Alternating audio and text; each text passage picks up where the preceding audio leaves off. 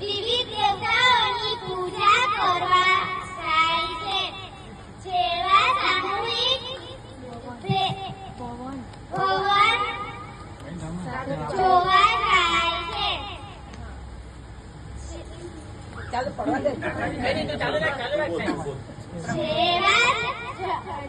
જેવા જમીનમાં બીજ વાવે નાખેલા બીજનું ધ્યાન સુરક્ષિત રાખવું અને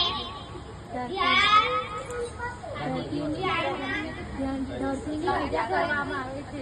ધરતીની પૂજા કરવામાં આવે છે. જય જોહાર.